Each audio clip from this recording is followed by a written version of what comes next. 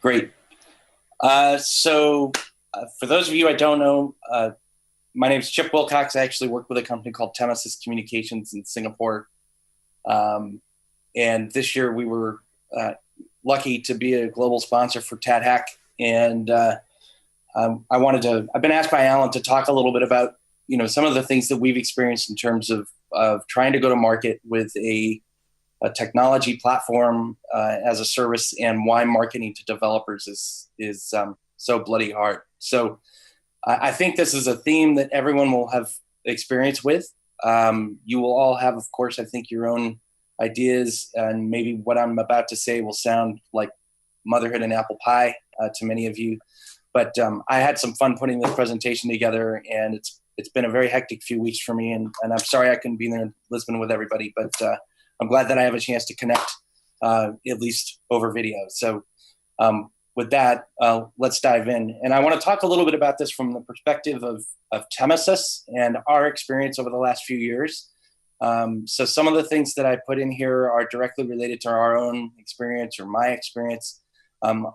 Some are comments, which are perhaps more anecdotal than having concrete evidence to back them up. But from my experience over the last few years, there are some things you can also do to try and ensure that you're successful, and some things, you have to do in spite of the fact that you might not like that, and we'll take away some lessons from that too. So without going too much further.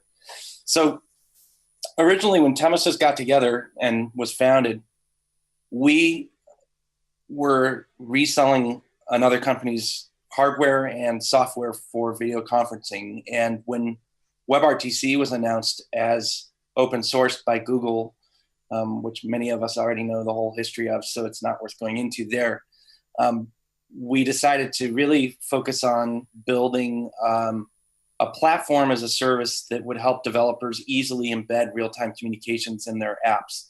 Now, we weren't exactly able to articulate it that way when we started this adventure back in 2013 and 14. But out of all of the work that we've done and our experience, we've come up with a few things that we still believe are true. And our hypothesis going into all of this is, among other things, that custom apps built by businesses to engage with their customers will eventually become communication core. So you'll have whole experiences for end users built around the idea of being able to communicate anywhere they want to in the context of their experience and engagement with a company.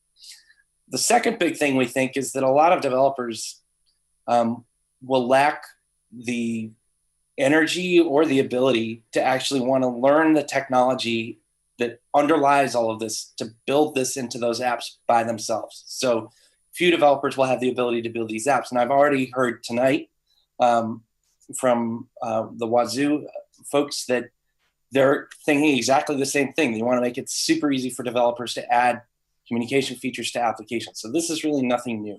And until recently, all of this required a lot of expertise, large teams, years of development time, tons of money invested in those types of applications, and it really made things inaccessible to most developers. And we think this is a trend that eventually a lot of people will come to realize it's absolutely necessary to make it easy as possible for developers to build applications, and for us to add real-time video, audio, and data exchange into those applications. And then our hypothesis for Temasys is that our real-time communications platform as a service will address this really great opportunity. And again, helping them to easily embed real-time interactions in their apps using WebRTC and other technologies. Well, there's a little problem. And that is that this can be an extremely long and lonely road, especially if you're early and the market has to arrive. And with developers, it takes a lot of work to get down the road. And sometimes, no matter how attractive your product is or how awesome the scenery and the place you're going might be, it's going to take you longer than you think to get there, wherever it is you want to go. So that's my first big lesson in why marketing to developers is really hard. Because the product market fit and all the other things that tell you about pricing, placement, positioning, all these things, it's doubly hard with an audience that is as varied and spread out as developers are. And in our case, as you'll see here, our view of the evolution of WebRTC goes in some direction where for a long time, it's been really difficult to claim that you could really do something with the technology. And if I remember when you told them we started working with it was back in 2013, there was a long way to go before it was really capable, stable and reliable. And I think we're about there only in the last year or so. And now we're actually starting to see some adoption. And we have a number of customers around the world that are using us, and that's all been great. But our takeaway is that, we started really early, and we're extremely grateful that we're still here to enjoy the fruits of the labors that we engaged in. So on to another thing. And this is something that I've been challenged with time and time again, and it's very easy to forget that there are differences in terms of adoption and how people view what you're trying to offer them, depending on where you are in the overall life cycle of a product. And some of you may be familiar or very familiar with the book of Crossing the Chasm and the other things. But my biggest takeaway from this is developers don't really want to be sold to, and worse, they don't really want to be sold technology. So if you think about us as a platform, you're seeing it right there on the screen. At the root, when we first started out, we're like, we're going to build great tools. We're going to have a great engine to drive real-time communications. But the reality is that every time we would go out and talk to an audience or talk to developers and we got too technical, they didn't really want to hear about it. And here's a good reason why. This is an example of a slide that we used to try and talk through when we would go talk to customers. So we would be like, well, WebRTC is great. It does these 3 things, but you need a lot more than that to build a usable application. And then we would try and run through all the stuff on the right. And actually, that was very, very hard for people to get their eyes around and to listen to without their eyes glazing over. So what do they really want? They want solutions. They want to know how what you're doing is going to help them solve a problem they have. And by now, we're lucky enough that we have customers that we can actually showcase use cases, tell customer stories. We've got crazy apps that have been built on our platform with really interesting problems being solved. We're seeing adoption, but I'll tell you, to get from where we were 4 years ago to here has been a hell of a lot of work. And I would expect that there are a lot of people who agree with me in terms of what's happened in their own businesses too. So the biggest takeaway here is really focus on solutions, solve problems that they have, understand where they're coming from in terms of their industries. And really for me, I have to remind myself every day not to get stuck on talking about how great the technology is, or what's underlying, why is VP8 such a good codec, or why is VP9 going to be even better? Why do people pick H.264 or that? People really, if you're a developer, in most cases, you're not really going to care what you want it is for all of this stuff to work and solve your problem. And that's it. So the next piece of this is it goes back to a little bit of what I was talking about before. It was like around messaging. It has to be clear. Things must be easy to understand. And with developers, it's even more scary than Jules Winfield in Pulp Fiction. So I'm going to walk you through another example of a phrasing and a way of talking about what we do that we found we could have improved on. And I'll show you what I think we probably should have done instead. And that starts with, a pitch for maybe an ad or a slide, or you could think of this as maybe a display ad or whatever. Jumpstart your prototype, sign up for a Temasys account, set up your first app key, download our ready-to-use sample apps, sub your app keys into the sample app, config placeholders, and go, right? Yeah, that's too much. And the problems with this particular line of inquiry are all of this stuff right here. Again, I think we're getting stuck on technology and making it very difficult for people to get started if they really wanted to make it easy. And what they really needed was this. Get a Temasys account, cut and paste a little code, go build your business. That's what's required to really be successful when you're talking to most of the developers that I've ended up interacting with. So a little bit, hello? Okay, I'm just checking to make sure I'm still good. I'm talking a lot. So, okay, so there's another challenge with marketing to developers is that you've got to try and figure out how to reach them. And I've found that traditional marketing tactics that I've had experience with across a number of different companies, including Yahoo, like digital advertising or search, really fall short of driving any meaningful performance in terms of acquiring actual users like developers that you might want to use a technology like Temasys SDKs and APIs. They also don't tend to congregate a lot in places like Facebook. So if you look at that particular challenge, that means that about 80% of all of the ad spend that is out there is, if you were to apply it to a developer market, going to be completely ineffective. And there's nothing really wrong with this. And in fact, I wish I were less susceptible to gadget ads on Facebook, but that's the way it is. And the lesson here is that you have to go out and go find them wherever they are, online and offline. So be ready to hit the road or hire people that can do it for you. And this means that you're going to find that running a hackathon, supporting TADHack, will help you be a lot more successful than running a bunch of search ads. Doing meetups, crashing other companies' events and other companies' meetups, tons of networking, hanging out on Stack Overflow at 3 a.m, culling through API listing services. These are the kinds of things that you really have to do to get out and find the developer audience. And this is something that was completely new to me when I came to Temasys. I had been working for Yahoo and running online advertising businesses for 3 or 4 years before I got here, and I had to completely shift our game and totally rethink how I was doing things. And I'm lucky that I work with 14 or 15 very highly talented developers as engineers who really pretty much guided me through the first couple of years of my trying to get our product to market and get our messaging tight and go out and talk to the right audiences through the right channels. So this is another really great point. Once you've gotten in front of them and you have a chance to talk to them and convince them that they should try your product, don't make signing up and learning how to use your toolkits a long and arduous quest.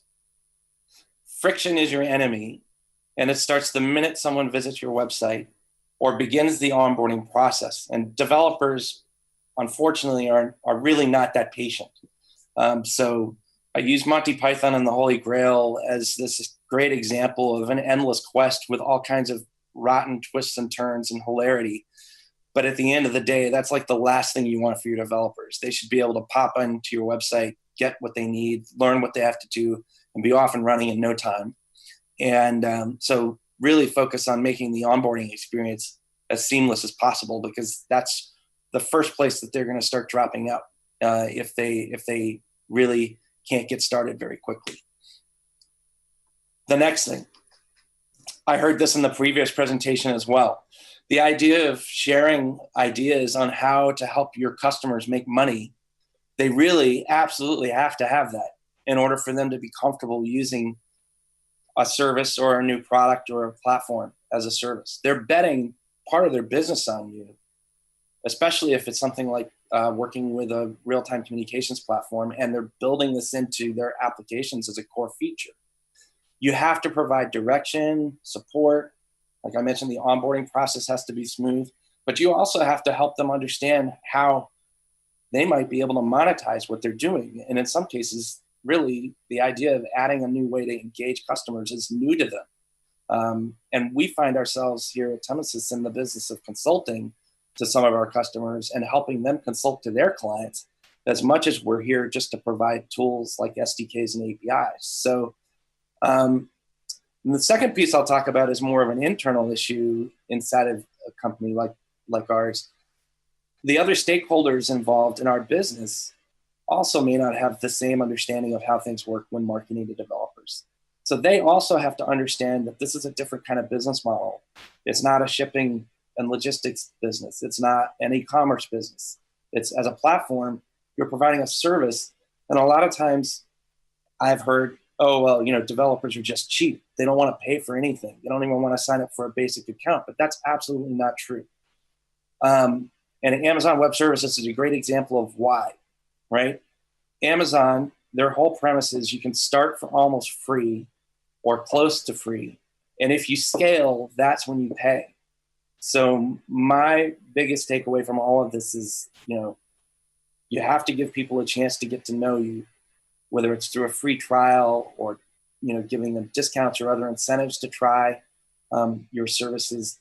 More than that, it's back to this whole idea of solutions-based selling or needs-based selling and helping them understand how to use things in a way that helps them further their business, grow their business, accelerate their revenue, and that in turn flows back to you.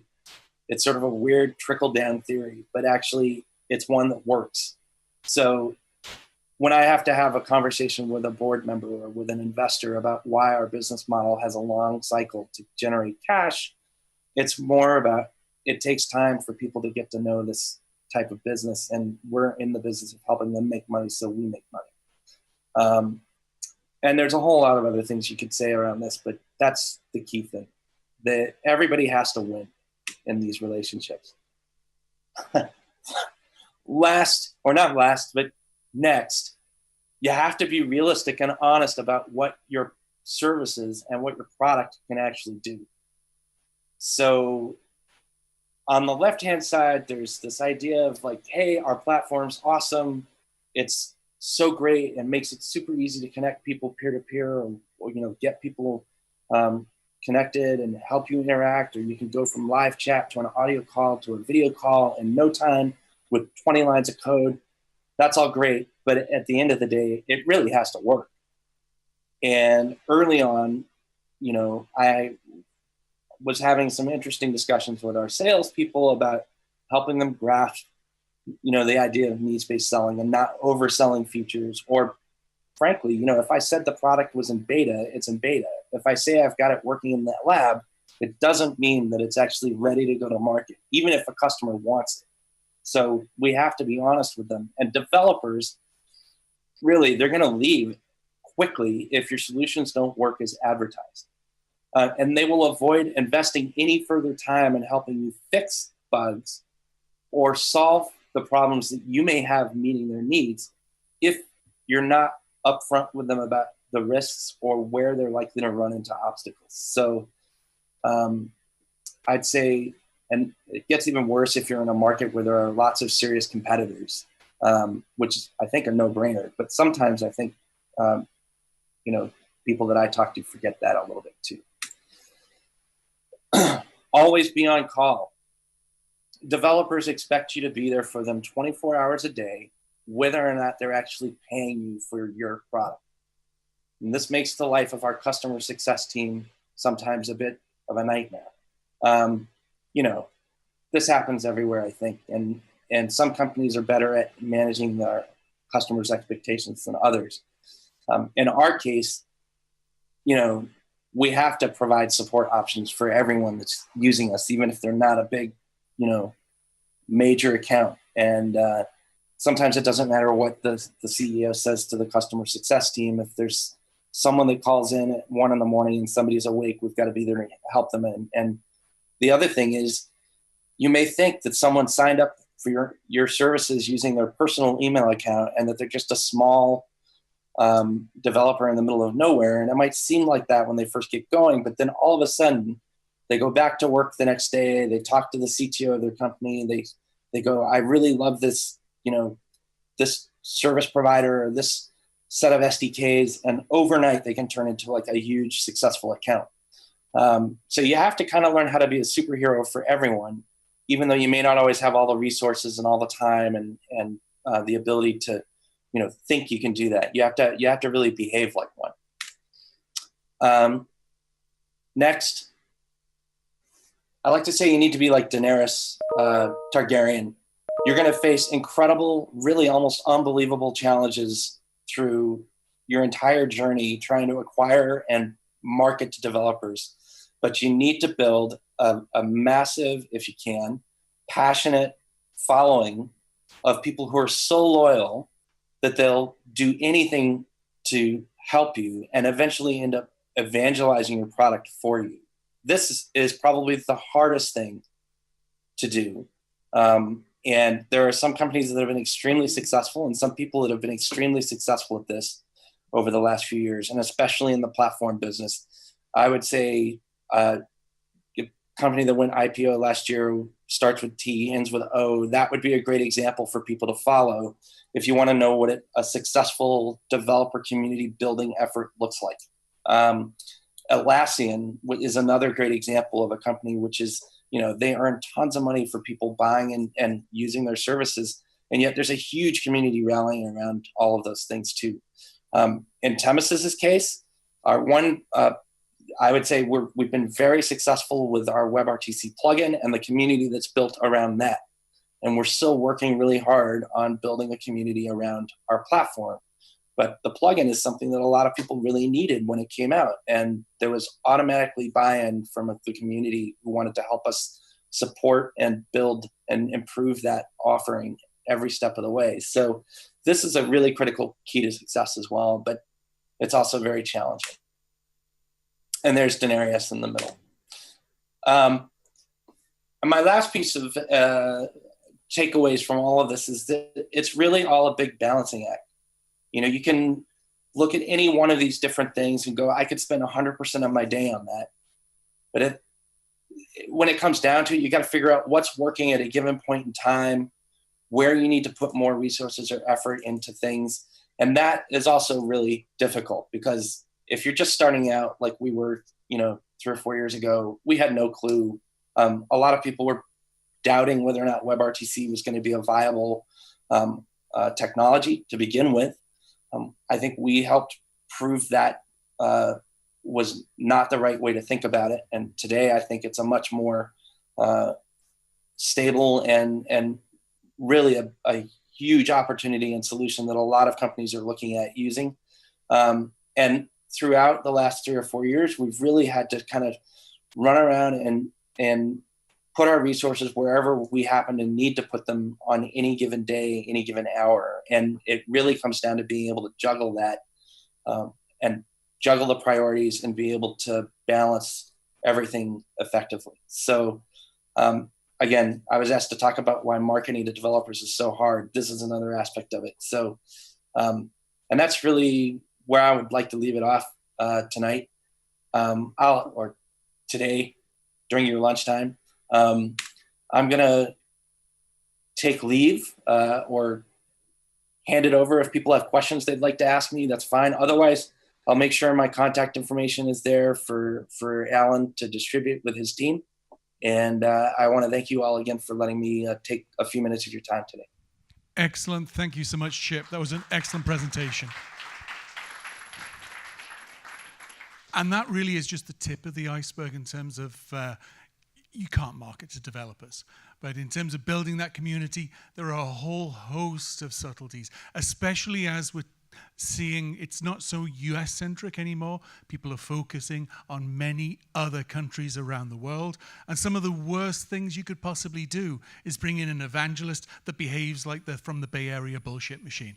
So again, there's so much more, but I think that was an excellent presentation, Chip. Again, thank you so much. Thank you.